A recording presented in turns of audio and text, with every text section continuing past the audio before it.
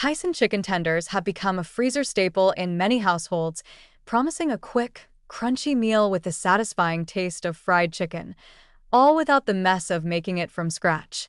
With their golden breading and familiar flavor, they're marketed as a convenient way to get protein on the plate fast. But behind the crisp coating and family-friendly appeal is a processed product loaded with additives, questionable ingredients, and nutritional drawbacks that make it far less wholesome than it appears. At first glance, it's easy to assume chicken tenders would be a relatively healthy choice. After all, they're made from chicken, a lean source of protein. But in the case of Tyson's frozen varieties, the chicken is only one part of a much more complex and industrially altered product. These tenders are typically made from chopped or reshaped meat rather than whole chicken breast fillets. The meat is often injected with a blend of water, salt, and modified food starch to improve texture and shelf life, altering the nutritional profile in the process. It's not just chicken. It's chicken engineered to meet processing demands and consumer cravings. The breading and seasoning mix adds another layer of concern. Made with refined white flour, oils, sugar, and a long list of preservatives and flavor enhancers, the coating is more about taste and texture than health. You'll find ingredients like monosodium glutamate, MSG, autolyzed yeast extract, and artificial flavors, all of which are common in ultra-processed foods but offer no nutritional value. These compounds are designed to stimulate the appetite and make the product more craveable, which often leads to overeating and poor portion control. What starts as a few tenders can quickly turn into a high-calorie, high-sodium meal. And then there's the fat content.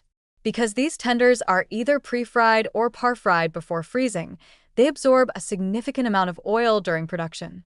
This results in a product that can be surprisingly high in unhealthy fats, particularly when heated in the oven or air fryer, which crisp up the exterior without reducing any of the oil already locked in. Depending on the serving size, you might end up consuming just as much fat as you would from fast food fried chicken, all while thinking you've made a smarter choice at home. Sodium is another major issue. A typical serving of Tyson chicken tenders can contain over 600 milligrams of sodium, which adds up quickly when paired with salty sides or dips. For individuals trying to watch their salt intake, this can be a hidden source of excess sodium that contributes to water retention, increased blood pressure, and long-term cardiovascular strain. And let's face it, these tenders are rarely eaten on their own. Add some ketchup, ranch, or barbecue sauce, and the sodium skyrockets even further. From a nutritional standpoint, the tenders are lacking in fiber, healthy fats, and essential micronutrients. You get some protein, yes, but it's delivered alongside a host of ingredients your body doesn't need. There's minimal benefit in terms of vitamins or minerals, especially when compared to fresh, whole foods like grilled chicken, roasted vegetables, or legumes. In essence, Tyson chicken tenders offer a lot of calories and very little substance. What makes them even more problematic is how easily they become a habit. Because they're easy to prepare and widely accepted by kids and adults alike, they can slide into regular rotation without much scrutiny.